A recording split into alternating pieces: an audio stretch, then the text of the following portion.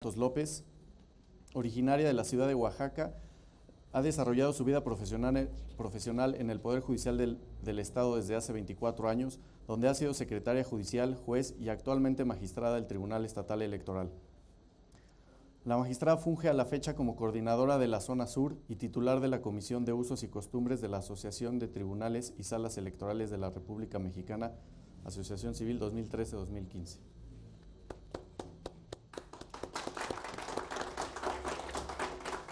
Asimismo, nos acompaña el diputado Ildefonso Apolinar Escobedo.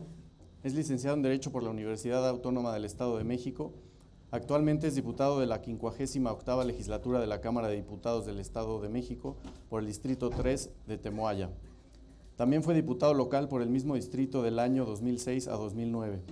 Diputado federal suplente por el Distrito 9 de Ixtlahuaca de 2003 a 2006 y presidente municipal por su natal Temoaya en el periodo 2000 a 2003.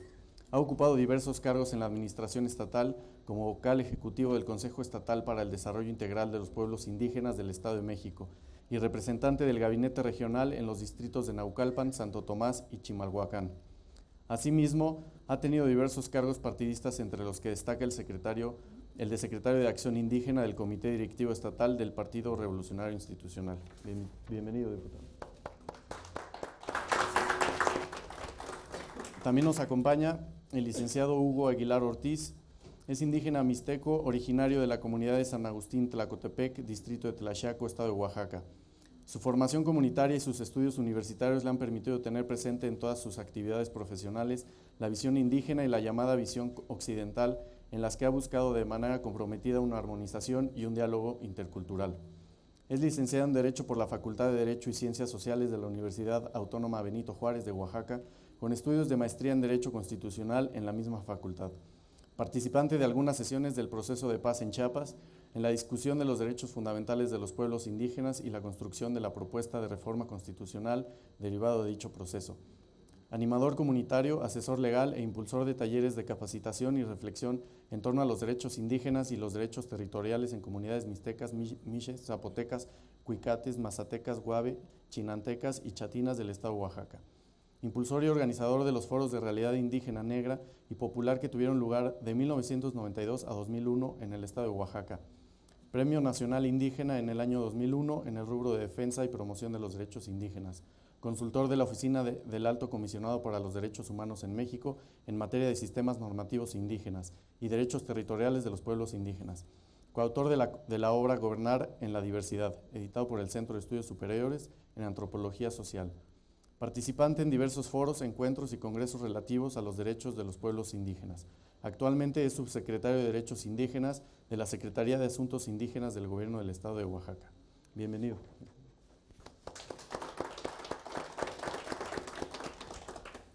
Asimismo, nos acompaña el magistrado presidente de esta sala regional, el maestro Silva Adaya, quien obtuvo dicho grado, así como el de licenciatura en la Facultad de Derecho de la Universidad Nacional Autónoma de México, y ha realizado estudios de especialidad en la Universidad Panamericana, el Instituto de la Judicatura Federal y la Universidad de Alicante, España. A la fecha concluyó los estudios de doctorado en Derecho en la Universidad Nacional de Educación a Distancia en España y obtuvo el diploma de estudios avanzados.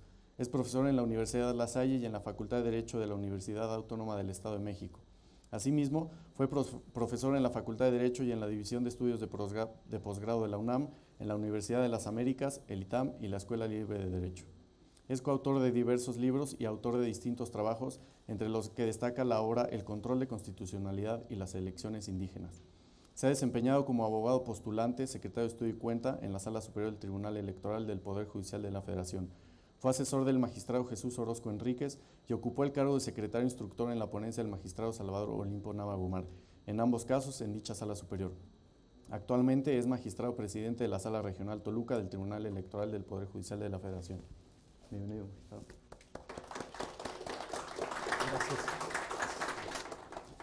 Asimismo, nos acompaña el licenciado Álvaro Esteban Pop-Ac, quien compartió con nosotros la conferencia magistral hace unos momentos, quien fungirá como moderador de la presente mesa, a quien cedo el uso de la voz.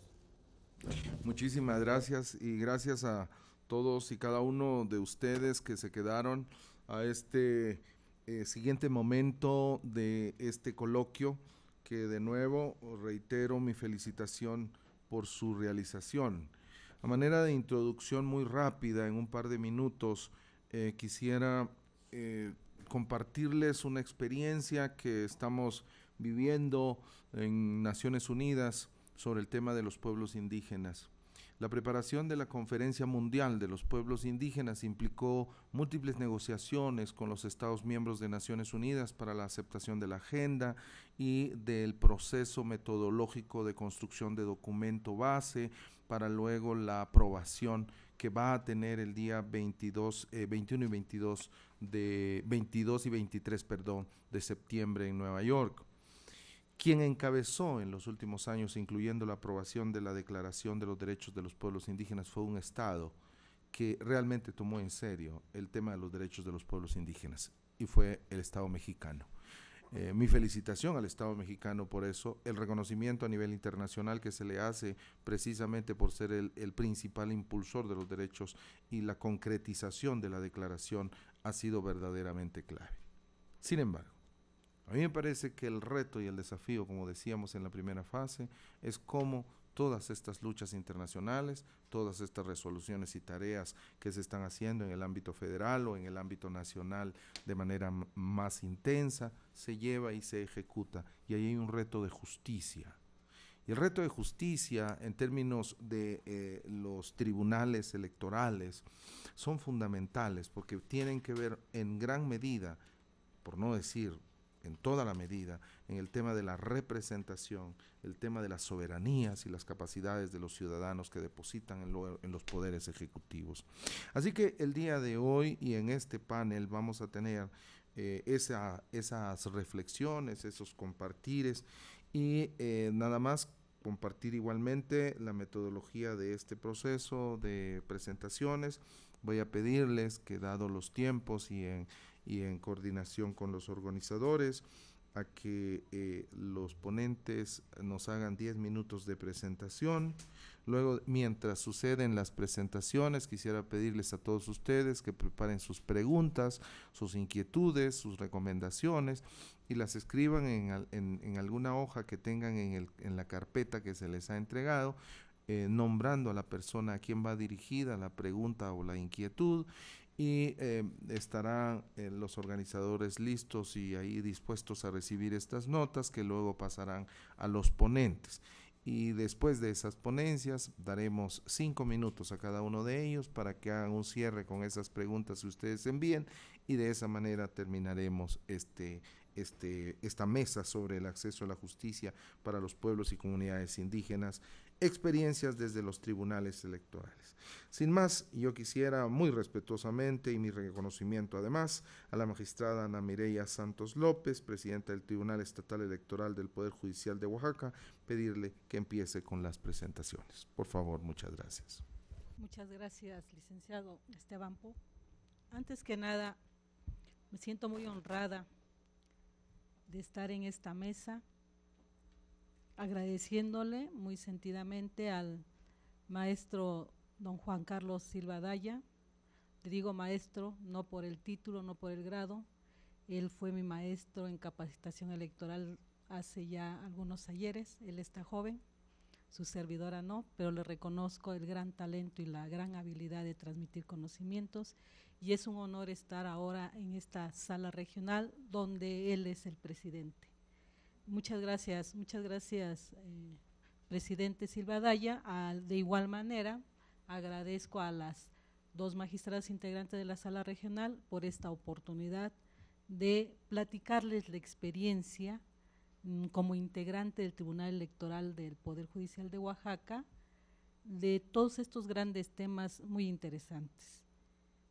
También me siento muy honrada, y en especial por toda esta gente importante que tenemos de las comunidades del Estado de México, a quien seguramente no les voy a decir nada, al contrario, me van a disculpar si en el caso de Oaxaca, como magistrados, como jueces electorales, no estemos haciendo las cosas de manera adecuada y correcta para poder entender esta dinámica al interior de los pueblos y comunidades indígenas.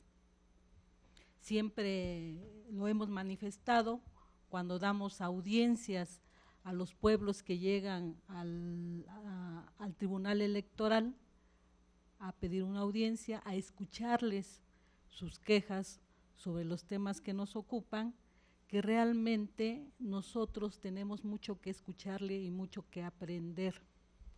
Me reconozco, y hablo a título particular, como una abogada que en su momento al llegar al Tribunal Electoral no tenía la capacitación en materia de antropología jurídica para poder entender estos temas. La formación de derecho positivo, de derecho occidental, es el que no nos ha dado la oportunidad suficiente para entender estos temas. De ahí que al integrar el tribunal a partir del 2011, con nuevos compañeros, con 5 compañeros que vienen de diversos campos, nos encontramos con este gran problema. Había determinaciones en donde se hablaba de una colisión de derechos, el derecho universal, el derecho de votar y ser votado, con aquellos reclamos de las comunidades indígenas. Nosotros nos preguntábamos en ese momento, ¿acaso hay una colisión de derechos? Y en esa dinámica empezamos a estudiar, a platicar y precisamente a entrevistarnos y a escuchar a gente experta, como es aquí el licenciado Hugo Aguilar, quien tiene una gran experiencia en la materia, y él ha sido también una persona, un profesional que nos ha ayudado mucho a entender este tema de las comunidades indígenas. Yo traía una exposición, me habían comentado 25 minutos, voy a tratar de sintetizarla, desde la problemática en que nosotros como jueces electorales nos encontramos en Oaxaca. Después de analizar los temas, de ponernos a reflexionar, llegamos a un punto de partida. ¿Cuál es este punto de partida? El marco normativo. El marco normativo jurídico de los sistemas normativos indígenas es diverso al marco jurídico del sistema de partidos políticos electorales. Nosotros tenemos claro hoy en día que en Oaxaca tenemos esa doble competencia. Por una parte, los sistemas normativos indígenas, que de alguna manera se le ha llamado derecho electoral indígena, y la otra competencia en relación con los sistemas de partidos políticos. Nos queda claro también que en los conceptos, instituciones y herramientas del sistema de partidos políticos no nos sirven para estudiar los sistemas ni sobre todo para resolver los medios de impugnación que nos han llegado a este tribunal. En relación con el marco normativo, simplemente diría, ya los ponentes anteriores lo han mencionado, el Tratado Internacional 169 de la OIT, el artículo 2 constitucional, que hay que estudiarlo mucho, reflexionarlo mucho, y ahí vamos a tener las respuestas a las grandes problemáticas que tenemos de estos sistemas normativos indígenas. ¿Qué más tenemos? En Oaxaca, el artículo 16 de la Constitución, ahí es donde se reconoce el derecho indígena de 16 pueblos originarios. 16 pueblos originarios. ¿Qué pasa en Oaxaca? En Oaxaca también se reconoce en el artículo 25 de la Constitución a la manera de nombrar, que no de elegir, a las autoridades municipales, pero no solamente de los 417 municipios que se rigen por su propio sistema, sino más allá, tenemos más de 2,000 comunidades que tienen su propio sistema normativo, y que esa es la manera de nombrar a sus agentes municipales, a sus agentes de policía, a sus representantes de núcleos rurales. De ahí la importancia para nosotros como autoridad electoral en Oaxaca de poder saber reconocer y sobre todo garantizar estos derechos político-electorales. El derecho de votar y ser votado en los sistemas normativos indígenas es diferente al derecho de votar y ser votado en el sistema de partidos políticos. Aquí es a título individual. Recordemos, un hombre, un voto. Hoy diríamos una persona, un voto quizás, ¿no? En los sistemas normativos indígenas debemos partir de que se trata de derechos colectivos y como derechos colectivos debemos tratarlo.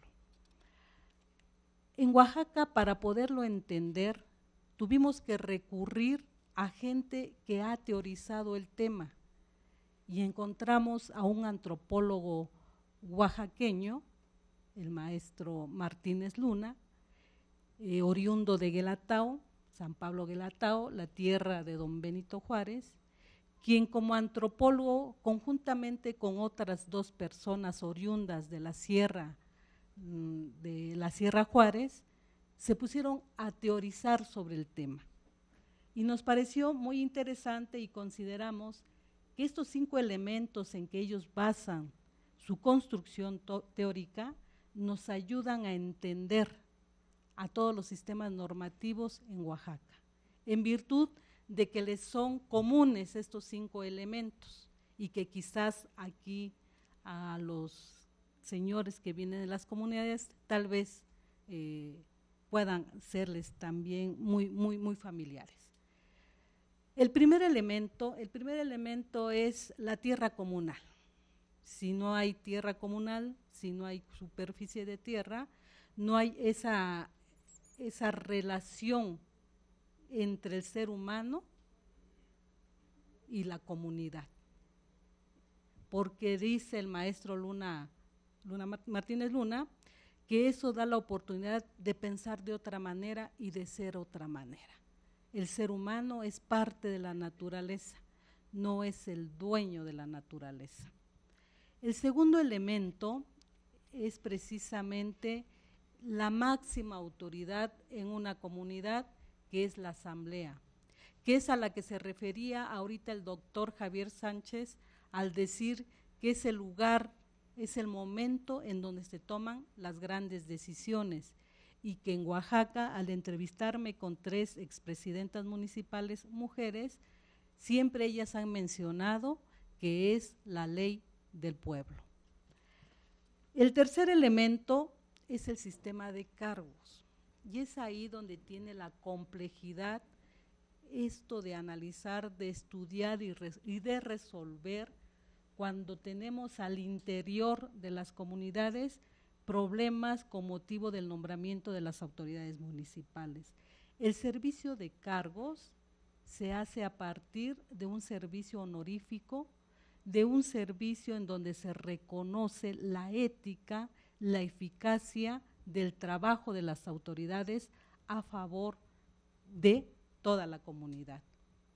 Es ahí donde hemos tenido el problema en relación cuando se compara con el sistema de partidos políticos. El sistema de partidos políticos es a partir de un hombre, de una persona, se trabaja a favor de ella y se trabaja con ella. En los pueblos originarios, el trabajo que realiza la autoridad municipal es por mandato de la comunidad, es por mandato de la asamblea. Los servicios de cargo tienen toda una dinámica. Quien vaya sirviendo mejor con eficacia y eficiencia a su comunidad es la persona que seguramente en un momento dado le darán la carga de trabajar a favor de la comunidad como autoridad municipal, dado que en las comunidades lo primero son las obligaciones y después son los derechos. Otro tema, otro elemento propio de la comunidad es el tequio. Y el tequio en Oaxaca está reconocido a nivel constitucional. Yo quisiera, anoche que venía yo llegando a esta grandiosa ciudad, que de veras muy lejano a nuestra realidad en Oaxaca, me gustaría que la gente que no es de comunidades la gente que trabaja en este tribunal, nos remitiéramos y nos fuéramos imaginariamente a este estado, a mi grandioso estado como es Oaxaca, y nos ubicáramos en una comunidad a 8 o 10 horas por un camino bastante agreste, en donde siempre habrá curvas y en donde quizás seguramente va a ser de terracería. Ubiquémonos en ese lugar. Y esa gente tiene necesidades, como también aquí se ha dicho, y esas necesidades hay que cubrirlas de alguna forma. ¿Cómo se hace?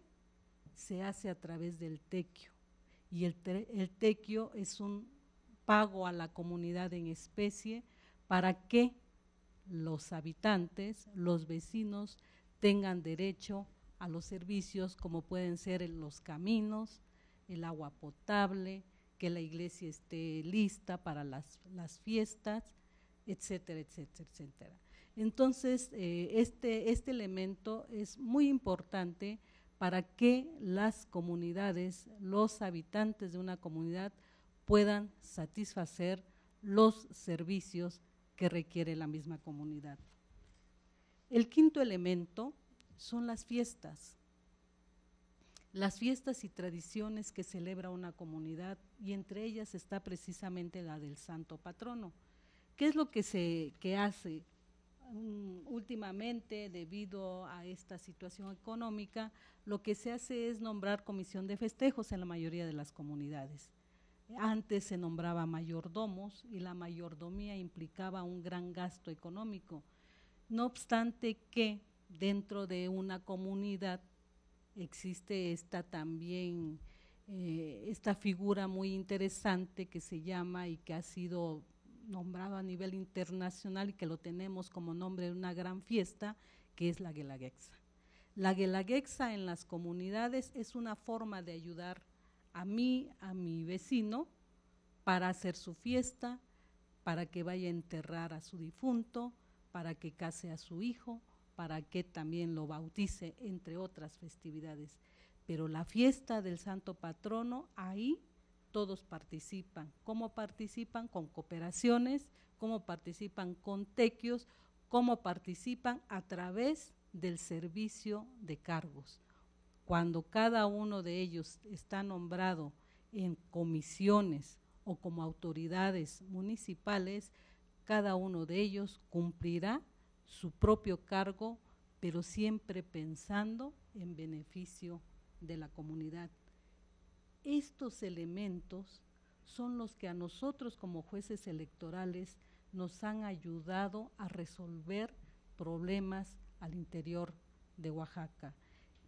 Tuvimos proceso electoral el año pasado, tuvimos más de 400 asuntos en este tema y afortunadamente considero el trabajo de mis compañeros magistrados salió bien librado, ¿sí? El 5% solamente de estas resoluciones fueron revocadas, y los asuntos que fueron revocados, ya sea sobre todo por la Sala Jalapa, con la consideración que se merece, fue precisamente ocasionar más problemas por desconocimiento de la dinámica que se lleva a cabo en los municipios oaxaqueños.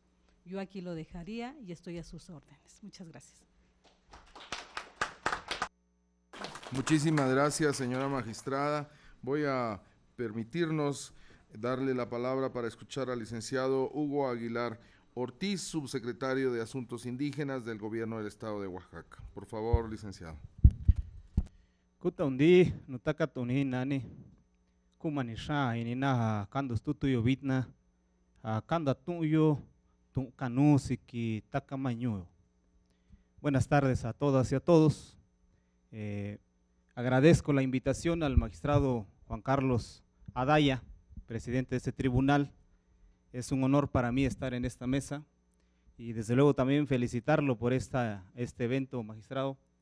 Para quienes nos toca ahora estar en la función pública, es siempre difícil organizar este tipo de eventos, de conferencias, porque hay que juntar agendas, hay que ver recursos y siempre los recursos son limitados frente a un problema tan enorme como el que estamos abordando el día de hoy. Yo quisiera compartir con ustedes en mi intervención 4 ideas fundamentales que entre ellos se interconectan y que creo que es un tema de vital importancia y contemporáneo para los pueblos indígenas. El primero tiene que ver con la importancia y la trascendencia de la norma en general y de la norma individualizada que tiene que ver con la sentencia de los tribunales para la vida de las comunidades.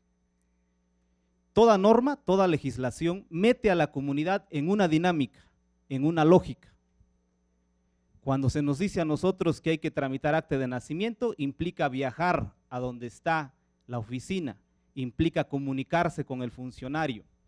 Cuando se nos dice que para amparar una propiedad hay que tener una resolución presidencial y que los títulos primordiales ya no sirven, la comunidad coopera, se reúne, dialoga. Una norma tarde o temprano impacta en la comunidad y la mete en una lógica. La norma individualizada, la sentencia que dicta un tribunal, mete a la comunidad en una lógica, en una dinámica. Hoy día tenemos comunidades confrontadas, viviendo dificultades por una sentencia. Obviamente también tenemos comunidades que han encauzado su problemática ayudados por una sentencia. Entonces, lo que el tribunal dicta, lo que el tribunal dictamina no es solo un documento, un papel, tiene una trascendencia fuerte en la vida de cada comunidad. Esto es lo primero que habría que tener presente. Y con mayor razón tratándose de tribunal electoral. El tribunal electoral está abordando en los últimos años el tema que tiene que ver con la forma de organización de la comunidad. Resuelve en torno con la visión, la cosmovisión de la comunidad. Y entonces está tocando la fibra más importante que tiene la comunidad. No resuelve en torno a un acta de nacimiento que puede impactar en un individuo. No resuelve en torno a la tierra, que sí es un pilar fundamental de la comunidad en la teorización esta que explicaba la magistrada. No resuelve sobre un elemento fundamental o auxiliar de la comunidad, sino sobre su vida misma, el presupuesto por el cual estamos aquí. Si no hubiera pueblos indígenas, el tema no estaría hoy sobre la mesa. La función del Tribunal Electoral es de suma trascendencia. Eso es lo primero que quisiera decir. Lo segundo, que tiene que ver con esto mismo, es que hoy día, eso ya para los abogados es, digamos, un discurso cotidiano, estamos viviendo en torno a un nuevo paradigma, pero un nuevo paradigma enfocado fundamentalmente, podríamos decir, de arriba a abajo. El paradigma de los derechos humanos. Se nos dice todos los días que el conjunto de tratados internacionales de contenido de derechos humanos o los derechos humanos contenidos en tratados internacionales se han incorporado a nuestro sistema. No es que antes no estuvieran, pero se han incorporado de manera plena con la reforma del 2011. Y por ahí decía el ministro Cosío, decía a un grupo de magistrados y de funcionarios judiciales, ¿cuántos de los que estamos aquí, decía él, recibimos una clase de derechos humanos? Quizás ninguno, pero tenemos que aplicar los derechos humanos. Y se preguntaba él, ¿tenemos las herramientas para hacerlo? Dejo ahí. La incorporación de un nuevo paradigma no solo viene de arriba hacia abajo, también viene, yo diría, de abajo hacia arriba, si lo quisiéramos poner de ese modo. Desde el 2001 se incorporó a la Constitución los sistemas normativos de los pueblos indígenas. Se incorporó a la Constitución el principio de pluriculturalidad sustentado en la existencia o en la presencia de los pueblos indígenas. ¿Qué implicación tiene esto? Yo reproduciría la pregunta del ministro Cosío. ¿Cuántos de los que estamos aquí recibimos en las aulas la clase de derechos indígenas? ¿Cuántos analizamos siquiera el convenio 179, que para muchos ya era norma vigente, o el convenio 107, su antecedente? Y la pregunta también que lanza el ministro Cosío en torno a los derechos humanos vale para la incorporación de los sistemas normativos.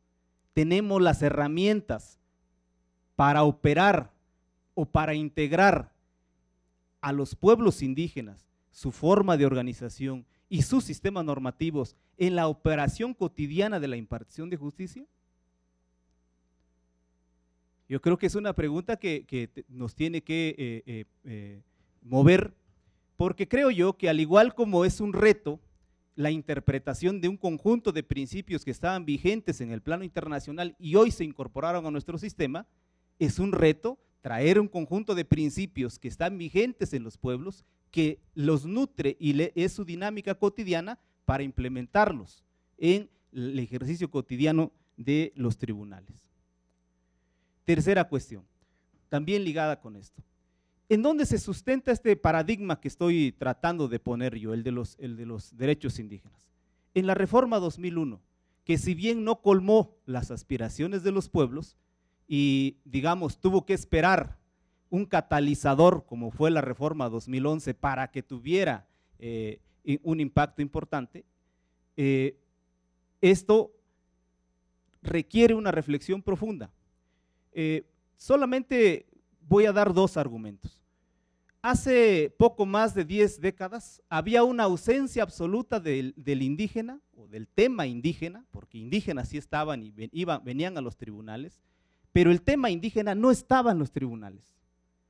Con mayor presión y casi de manera absoluta yo podría decir, a principios de la década de los 90 del siglo pasado, el tema indígena no era tema de los tribunales, era tema del legislativo y era tema del ejecutivo, y a nivel de reflexión, a nivel de pronunciamiento, a nivel de reclamo de los pueblos y de algunas respuestas de esos otros dos poderes del Estado. Sin embargo, a partir de que entran a los tribunales, sobre todo con la Reforma 2001, vimos pequeños, digamos, pequeñas escaramuzas en torno al tema. Uno de ellos, que recuerdo bien, abrió todo este debate, es el que citaba el magistrado en la mañana, el de Asunción Tlacolulita. Comienza a abrir el debate al interior de los tribunales. La Reforma 2001 está desde hace 13 años, pero comenzó a tener una dinámica mucho más fuerte a partir del 2011. Y esto lanza una pregunta que yo creo que vale para todas las normas de nuestra Constitución, pero que yo enfatizaría en el tema indígena. ¿Vamos a tomar en serio lo que dice el artículo 2 constitucional?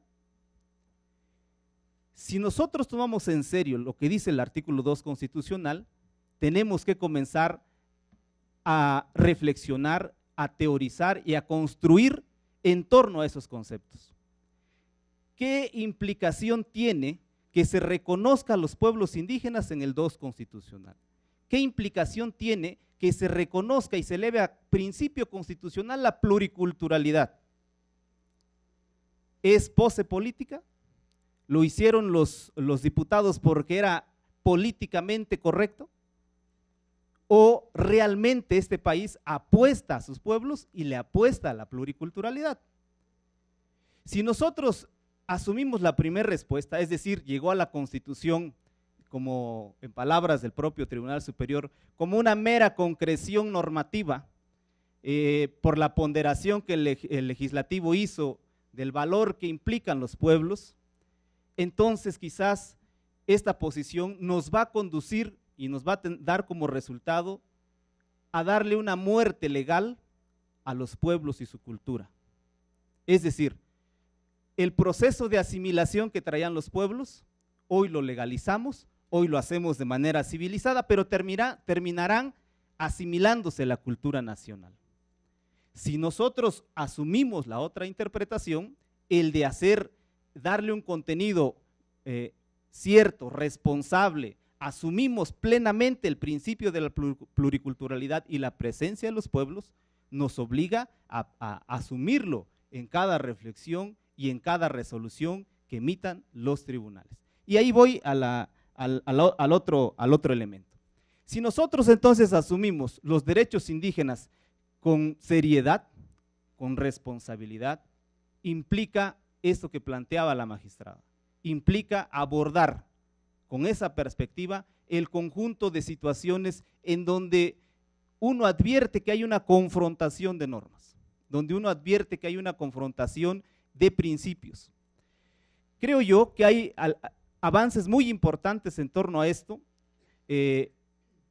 Ahí sí quisiera señalar que ha sido el Tribunal Electoral del Poder Judicial de la Federación y en el caso de Oaxaca, nuestro Tribunal Electoral, el que lleva la delantera en torno a estas reflexiones y posibles soluciones. Yo diría que hoy, en este momento, en el año 2014, estamos en el pleno proceso de definición de estos criterios, del método para resolverlo y de alcanzar las mejores soluciones. Yo no sé cuántos años más vaya a pasar, pero estamos en esta fase de ensayo y error.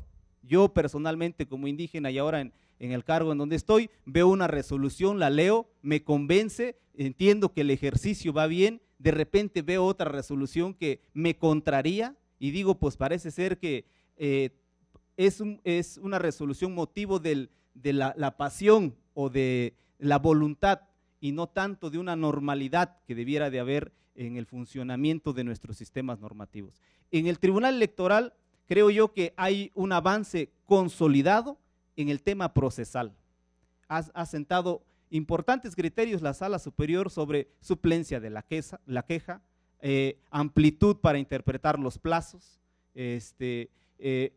algunos elementos de orden procesal. Creo yo que la parte que aún falta por construir es el tema sustantivo.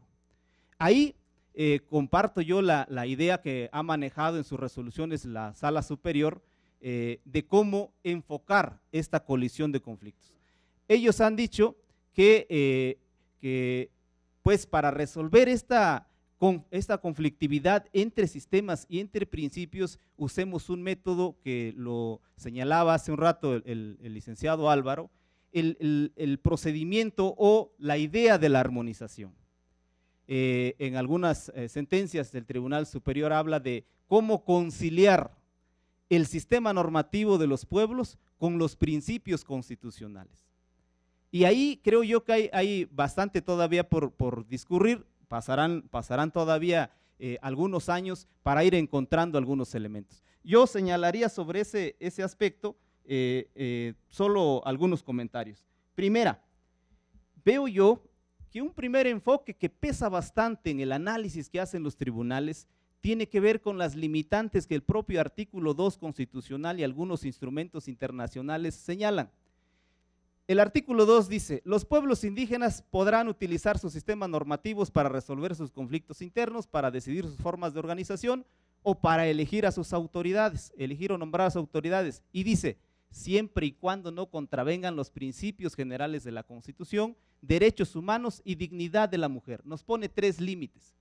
El convenio 169 dice que los pueblos indígenas tendrán derecho de usar sus usos y costumbres siempre y cuando no sean incompatibles con los derechos humanos. Interrogante. Bajo este enfoque, ¿los derechos indígenas no son derechos humanos? ¿Los derechos indígenas que están en el 2 constitucional no forman parte de los principios constitucionales? Entonces, ¿cómo entender el límite? Si me está diciendo, los usos y costumbres o la forma de organización tendrán validez siempre y cuando no contravengan los principios generales de esa Constitución, pero si es Constitución el artículo 2, siempre y cuando no contravengan los derechos humanos, pero si es derechos humanos lo que tenemos enfrente. Una visión simplista nos diría, bueno, es usos y costumbres, contraviene el principio de universalidad del voto, se anula el uso y costumbre. Es un uso y costumbre y contraviene la participación de X o Y, se anula el uso y costumbre.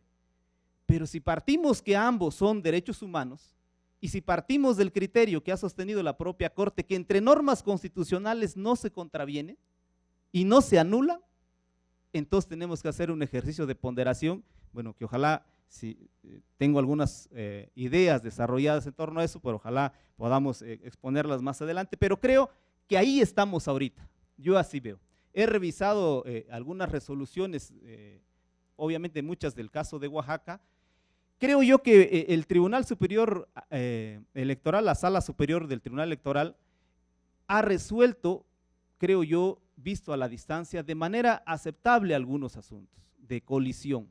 Algunos otros creo que nos indica que hace falta todavía una reflexión mayor y algunas herramientas para resolver. Y solo un último comentario. En torno a eso, creo yo también que el esquema, la maquinaria de justicia a nivel federal no tiene las herramientas necesarias para procesar el conflicto. ¿Qué herramienta estamos usando hoy día? Un JDC diseñado para defender derechos políticos electorales del ciudadano, no para juzgar derechos colectivos. Entonces el tribunal se está moviendo con una herramienta limitada. No es la herramienta adecuada. Obviamente no es su responsabilidad, es responsabilidad del legislativo. Dotar al tribunal de mejores herramientas para procesar una problemática que no es simple. Como yo decía al inicio, no se trata de comprar animales o de comprar muebles. Estamos hablando del futuro de personas y de pueblos. Perdón por el exceso. Muchas gracias al licenciado Hugo Aguilar Ortiz, subsecretario de Asuntos Indígenas del Gobierno del Estado de Oaxaca. A continuación vamos a escuchar al diputado Apolinar Escobedo Ildefonso, miembro de la Comisión de Asuntos Indígenas de la 58 Legislatura del Estado de México. Por favor, señor diputado. Muchas gracias. Muy buenas tardes a todos. Quiero iniciar felicitando al magistrado Juan Carlos Silva Adaya y a todo el tribunal por la decisión de llevar a cabo este coloquio, que sin duda alguna las experiencias que aquí nos comparten quienes nos visitan, ponentes con el conocimiento de la materia, a quienes les doy la más cordial bienvenida. Muchas gracias por su presencia.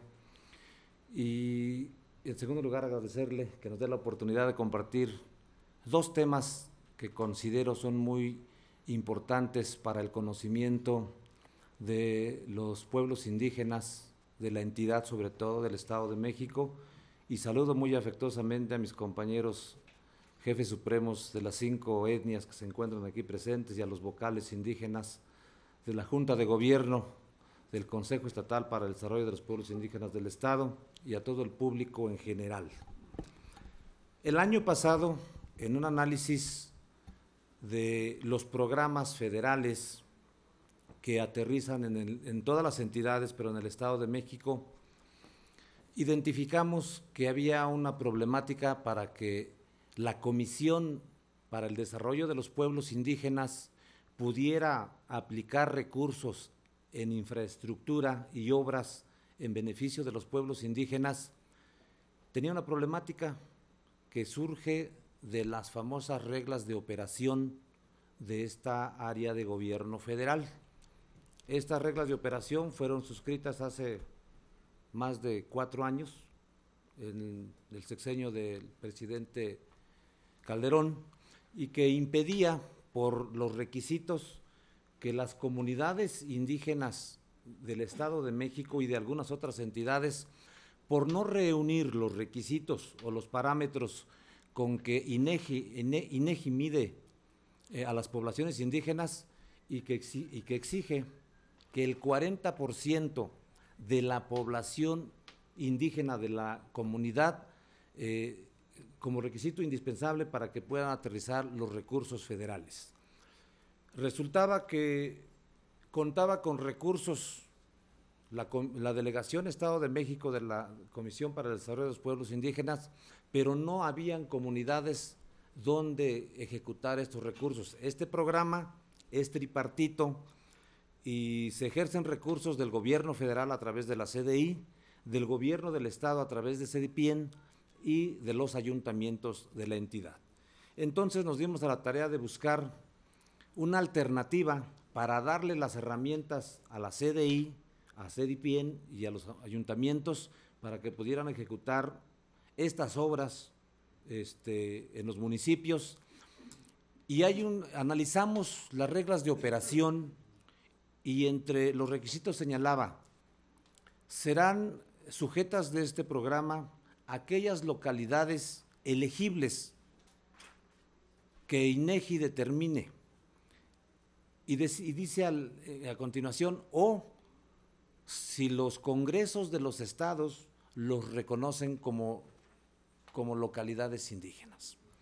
Entonces, a partir de ese o, el Congreso del Estado promueve una iniciativa de reforma para reconocer a las localidades indígenas del Estado de México y aumentamos de 305 localidades reconocidas por INEGI en el Estado de México a 755 localidades.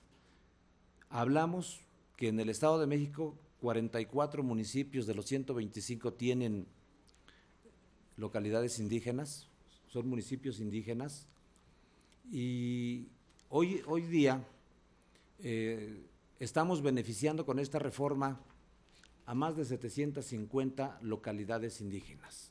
Es decir, había mucho interés, y ya se ha comentado aquí, en el discurso político. Siempre decimos efectivamente que vamos a luchar por los principios fundamentales que enmarcan a los pueblos indígenas del país o del Estado en este caso. Y lo hemos elevado a rango constitucional, como se ha dicho aquí a nivel federal y también en la entidad, en el artículo 17 de nuestra entidad. Y si lo queremos interpretar, tanto en la federal como en el Estado de México, ya tenemos garantizados todos los derechos fundamentales de los pueblos indígenas. Solo es cuestión de interpretación. Sin embargo, en la práctica no hay reglamentación muy clara, no hay procedimientos claros para hacer valer esos derechos efectivamente. Y detectamos entonces en el Congreso del Estado que hay una contradicción. Por un lado, el artículo 17 señala que es deber del Estado garantizar los derechos, las costumbres, las lenguas de los pueblos indígenas de nuestra entidad, y que se armoniza con el artículo 2 de la Constitución Federal. Pero cuando llegamos a la práctica, encontrábamos que no es cierto, que las reglas de operación de un programa de gobierno federal no daba la oportunidad de ejercer esos derechos. Y bueno, esta es la gran oportunidad, porque el tema que nos ocupa es acceso a la justicia de los pueblos indígenas. Entonces, con esta reforma estamos garantizando el acceso a la justicia en programas sociales de los pueblos indígenas. Y hoy, para información de los 5 pueblos indígenas que aquí están representados, ya tienen con esta reforma la posibilidad de acceder a todos los programas federales y estatales en todas las localidades que se encuentran enlistadas en cada uno de los municipios y que están en la Gaceta de Gobierno, pero sobre todo están en manos de estas áreas que procuran la atención de los pueblos indígenas, que son la Comisión para el Desarrollo de los Pueblos Indígenas, el Consejo Estatal para el Desarrollo Integral de los Pueblos Indígenas del Estado de México y, por supuesto, en cada uno de los 44 municipios que tienen presencia indígena. Ahí lo pueden consultar para que no les diga ninguna dependencia ni de gobierno federal ni de gobierno del Estado que no tienen derecho por algún requisito que no se cumpla. Están salvados estos requisitos. Por otro lado, incorporamos también no tan solo a los pueblos originarios del Estado de México. Nos parecía que considerarlo de esa manera estaríamos discriminando a aquellos hermanos indígenas que por alguna razón natural, social, económica o política o de cualquier otra índole ha venido a radicar, ha venido a vivir y a construir su familia, su patrimonio en la entidad y que no es del Estado de México. De todos nosotros he sabido que es una de las entidades donde llegan muchos vecinos, principalmente de pueblos indígenas, a la entidad todos los días al Estado de México. Incorporamos en la Ley de Derechos y Cultura Indígena también en el artículo sexto, también que los indígenas migrantes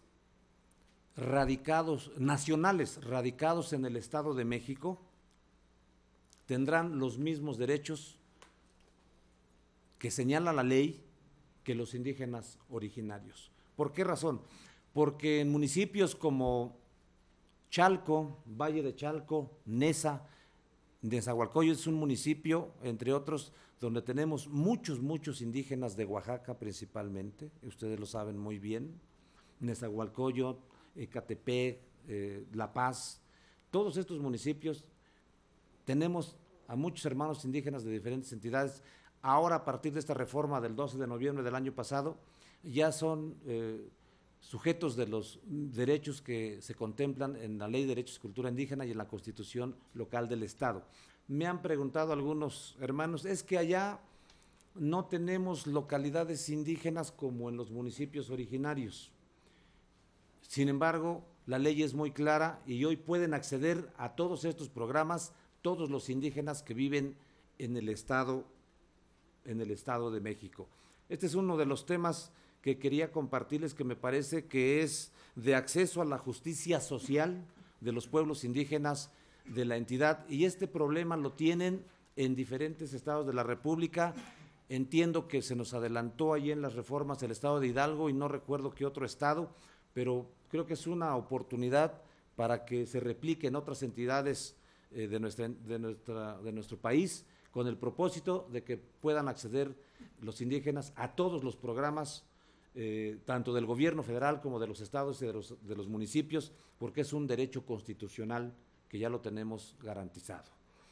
Como segundo punto, magistrado Juan Silva, más que me interese, me preocupa mucho una reforma derivada de la reforma político-electoral que, pues todos sabemos que ha sido los temas muy importantes, trascendentes de nuestro país, que deriva precisamente en el mandato constitucional federal para que en las legislaturas de los estados también se legisle en materia de diputados locales y ayuntamientos. Y nos dice en el artículo 17 de la Constitución Política del Estado de México que se deben nombrar a los representantes indígenas ante los ayuntamientos, pero no nos da bajo qué procedimiento, no nos señala la obligatoriedad de diseñar o de emitir las reglas secundarias, porque en el Estado de México no contamos con ello. Me llama mucho la atención y qué bueno, escucho que del Estado de Oaxaca ya los sistemas normativos indígenas les permiten o garantizan ahí el nombramiento de las autoridades tradicionales.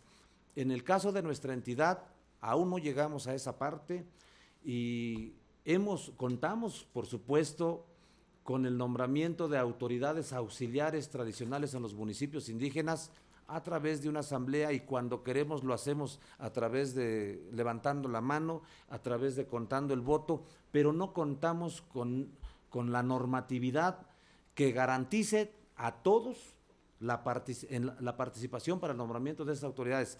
Y nos hemos encontrado con muchas inconformidades. ¿Y quién resuelve esas inconformidades? Ahí está la parte importante. Y ahora con esta reforma que se contempla en el artículo 17 de la Constitución Local, que dice los siguientes términos. Artículo 17. Los pueblos y comunidades indígenas tienen derecho a elegir en los municipios con población indígena representantes ante los ayuntamientos con el propósito de fortalecer su participación y representación política de conformación con sus tradiciones y normas internas. O sea, sí es muy buena la intención que le den la oportunidad de participar a los pueblos indígenas, pero no contamos con normas que nos permitan y nos garanticen, que nos digan qué procedimiento vamos a utilizar para poder hacer esos nombramientos. Entonces, nos deja ahí un reto importante. En el Congreso del Estado estamos en análisis, pero creemos que no tenemos el tiempo porque ya el proceso inicia el próximo mes en el Estado de México. Y bueno, es un tema que dejo en la mesa y que seguramente con las experiencias de nuestros compañeros de Oaxaca, con las experiencias que tiene aquí el magistrado Juan Carlos Silva en estos temas, pues podremos auxiliarnos para diseñar las normas que hacen falta, que están pendientes, que nos permitan garantizar que en el próximo proceso, en los que vienen, pues efectivamente se garantiza el acceso de los pueblos indígenas en la representación de los ayuntamientos. Muchas gracias.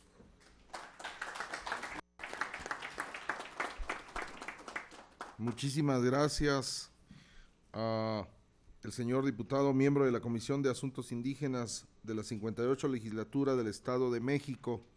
Quisiera recordarles que si tienen alguna pregunta, las colegas están precisamente compartiendo unos papelitos para que ustedes puedan poner con claridad para quién va dirigido y de la manera más concreta posible también su pregunta o su comentario. Al final de la siguiente presentación vamos a esperar unos últimos 5 minutos para hacer un comentario final a esta mesa que se está desarrollando en este momento sobre el acceso a la justicia para los pueblos y comunidades indígenas, experiencia desde los tribunales electorales. Vamos ahora a escuchar al magistrado presidente de la Sala Regional de Toluca del Tribunal Electoral del Poder Judicial de la Federación, quien también va a compartirnos sus reflexiones alrededor del tema. Por favor, señor presidente. Muchas gracias. Primero, algunas puntualizaciones. La realización de este evento fundamentalmente tiene su origen en tres compañeras.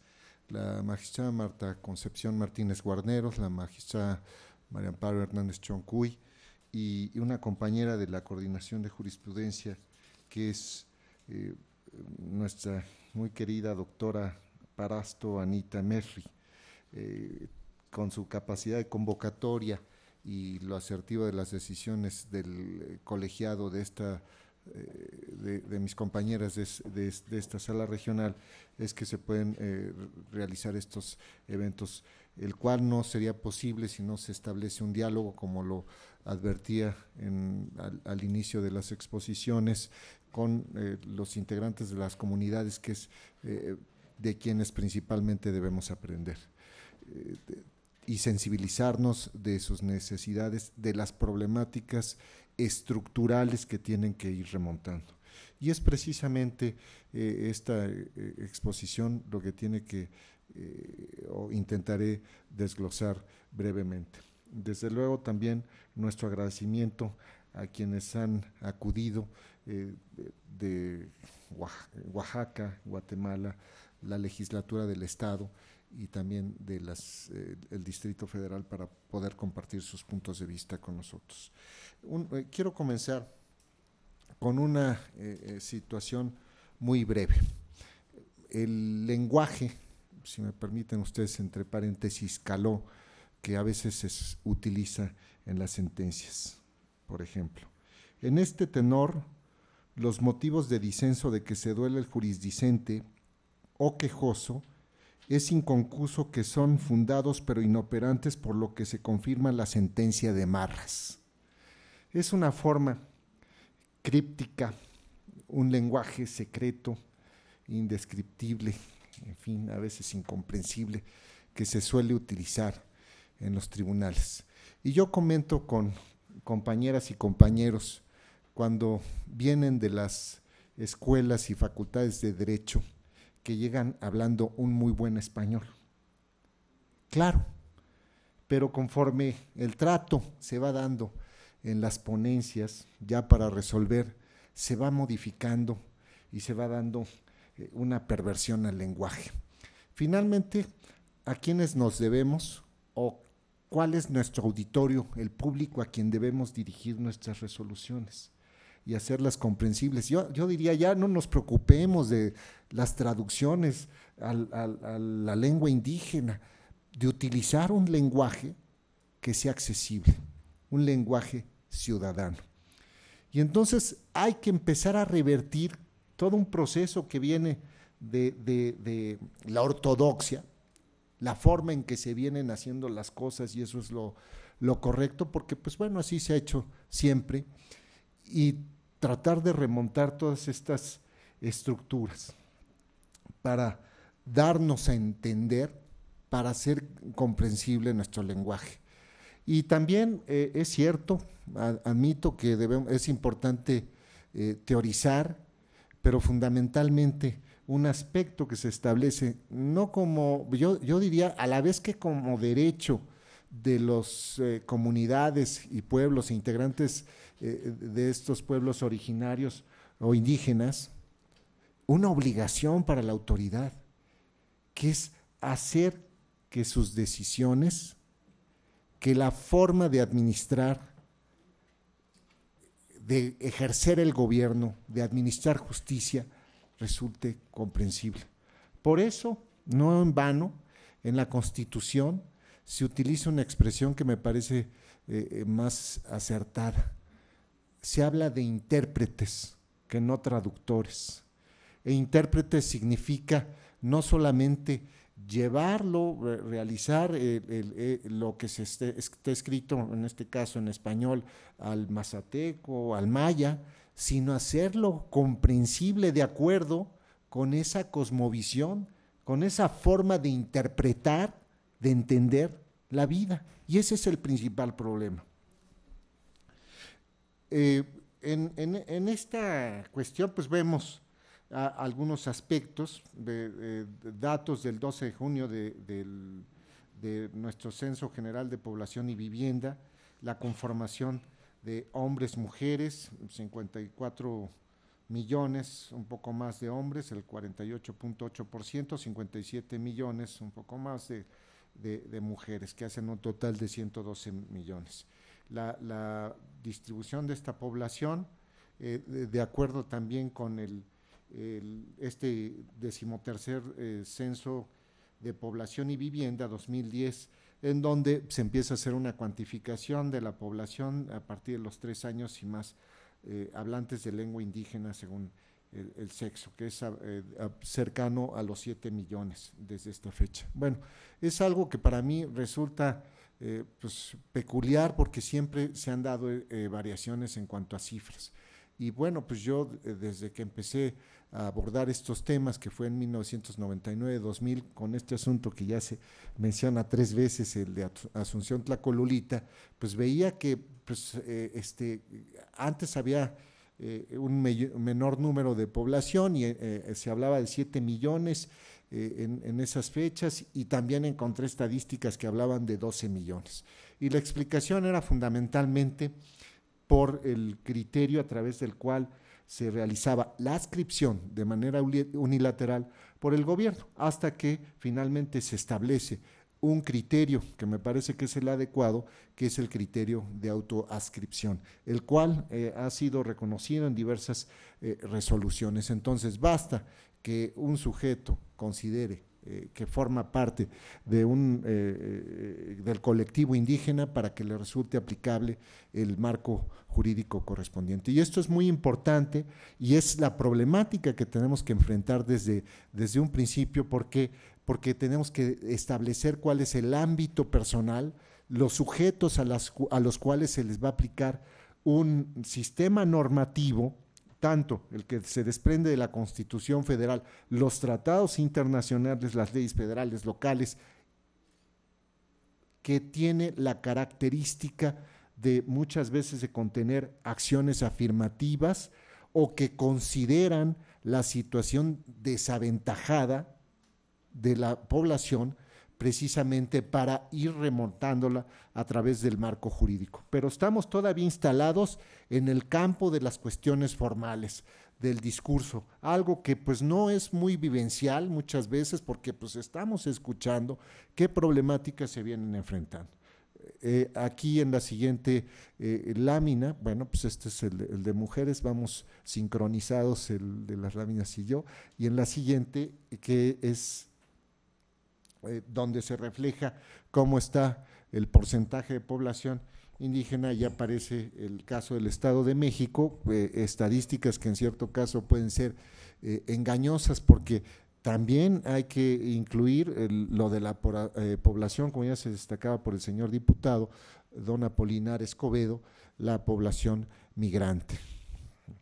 En la siguiente lámina podemos advertir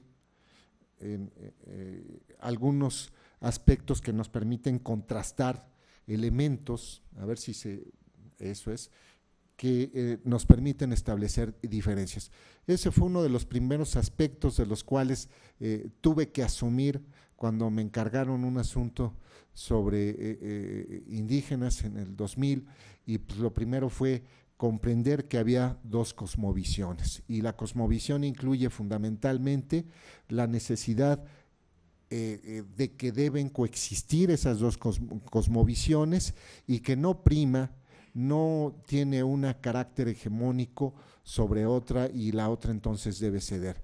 Si es cierto en los hechos, tiene la cosmovisión individualista y liberal propia de la democracia occidental un carácter hegemónico, pero es más bien una cuestión de hecho, de fuerza y no de derecho. Tiene que rechazarse y somos los jueces, a pesar de todas las deficiencias que existan en el ordenamiento normativo, los que estamos llamados a aplicar la Constitución Federal y los tratados internacionales, reconociendo precisamente su carácter normativo. Lo que se establece ahí son derechos que tienen que desarrollarse, es cierto, muchas veces en la legislación secundaria, pero si no es el caso, esto no es una excusa para que puedan ser disfrutados. De ahí que en el caso de la materia electoral es muy común hablar de la integración, es decir, el colmar esas lagunas, esas deficiencias, el déficit, aquello que nos queda de ver el legislador secundario. Y hay muchísimas resoluciones, pero son muchas, que primero se dieron a través de sentencias judiciales y después se constitucionalizaron y llevaron a la legislación federal. Y podemos mencionar tres en aras del respeto del tiempo. Una, la justiciabilidad de los asuntos que corresponden a los partidos políticos. El desarrollo del derecho de rectificación o respuesta, que hasta la fecha ha encontrado más recepción en sentencias judiciales y en determinaciones del otrora Consejo General del Instituto Federal Electoral que en un desarrollo por parte del legislador federal. Y eso que se estableció plazos perentorios en los artículos transitorios y sigue sin que se dé cumplimiento a estas disposiciones. Y otro aspecto más que tiene que ver con la posibilidad de superar el secreto bancario, fiduciario y fiscal. Agrega una cuarta más, ya no cumplí, que sería la cuestión del procedimiento especial sancionador para suspender la transmisión de propaganda denostativa o que implicara una calumnia, que fue a través de determinaciones judiciales. Entonces, pareciera que en descargo de los órganos legislativos, pero en beneficio de los justiciables y fundamentalmente de las comunidades indígenas, son los tribunales los que están llamados a atender, a contextualizar sus sentencias, contextualizar en todas las partes del proceso. Toda autoridad que tramita un medio de impugnación debe cumplir con sus obligaciones, entiéndase Instituto Nacional Electoral y OPLES, de acuerdo con lo que se prevé en la Constitución y contextualizando, es decir, en función de qué sujeto o qué sujeto es el que está solicitando justicia, ¿no? Dicho en los términos del caló jurisdiccional, el jurisdicente, ¿no? Bueno, y entonces la tramitación, la sustanciación, las obligaciones que tiene las juezas, los jueces, las magistradas, los magistrados, los ministros, durante toda la secuela procesal, por cuanto a que implique esto el análisis del cumplimiento de los requisitos para admitir un medio de impugnación, el requerimiento de pruebas, el establecimiento de cargas probatorias y el dictado de sus sentencias y el cumplimiento de las mismas. tenemos que superar todos estos aspectos que se dan el énfasis en esta cosmovisión individualista y liberal, en la parte sustantiva, derechos humanos, instrumental, el privilegio de la democracia representativa, el adjetivo, los procesos en donde se encarga a un tercero imparcial el procedimiento heterocompositivo y el Estado laico, y hacernos cargo que, dicho en una forma muy sintética, en la cosmovisión indígena, con todas sus variables dependiendo de cada región, ya hay diferencias, el privilegio de los derechos de la comunidad, el derecho comunitario antes que el individuo, el uso de los instrumentos de la democracia participativa, las consultas, las iniciativas populares, en fin, todos estos mecanismos que se privilegian en las comunidades y que son más comunes de lo que se ocurre en una democracia occidental. En las cuestiones de administración de justicia, la autocomposición, la justicia oral, antes de los procedimientos heterocompositivos e incluso el sincretismo, ¿no? No solamente se eligen autoridades en las comunidades, el presidente municipal, el secretario, sino también el encargado del camposanto, el campanero, el mayordomo, etcétera. Entonces, pues son realidades distintas donde somos nosotros los que tenemos que adaptarnos. En este sentido me parece virtuoso el sistema que se utiliza en Oaxaca, que pasa antes de una sentencia por procedimientos de conciliación y mediación a cargo del Instituto Electoral Estatal, inclusive la legislatura del Estado. Me parece que no es gratuito esto, sino es resultado de una legislación que está contextualizada para una realidad concreta. Luego, aquí hacer énfasis rápidamente entre el modelo integracionista y el modelo originario u autóctono. Aquí es muy importante reconocer en el modelo integracionista, que es, como se dice, deficitario, no se ha desarrollado. Bueno, pues en fin, lo que se tiene que hacer en esos casos es instar, es demandar. Y serán, yo no estoy haciendo un pronunciamiento específico sobre un caso concreto, y será que debemos confiar más en nuestro sentido de común de lo que es justicia, antes que inhibirnos o pensar que para poder presentar una demanda, una promoción, debemos llegar a la universidad intercultural, confiar en lo que es el sentido intuitivo de justicia y la cultura de la denuncia y la impugnación. A mí me gusta referir un caso doméstico porque me parece muy adecuado.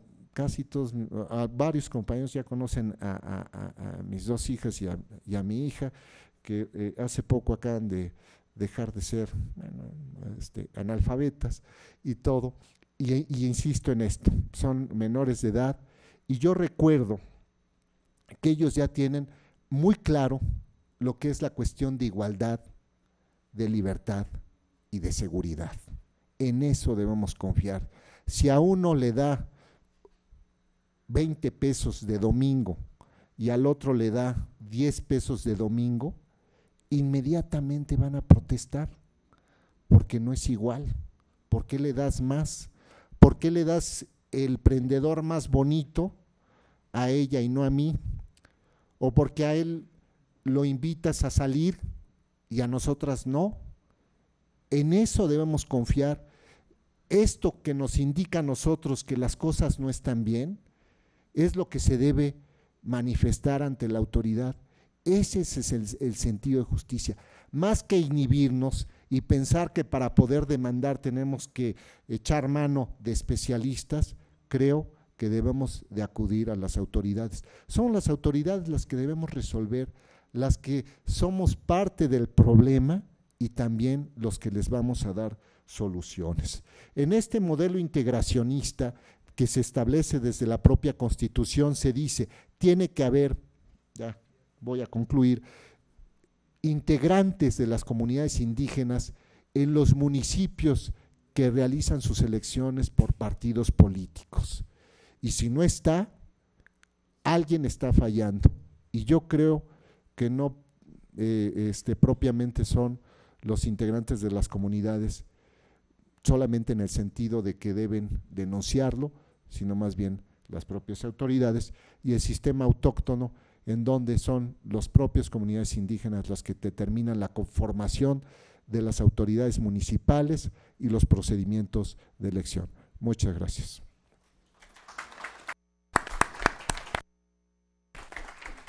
Muchísimas gracias al señor magistrado presidente de la Sala Regional de Toluca del Tribunal Electoral del Poder Judicial de la Federación. Hemos recibido algunas inquietudes y yo agregaría, para ir redondeando, una nada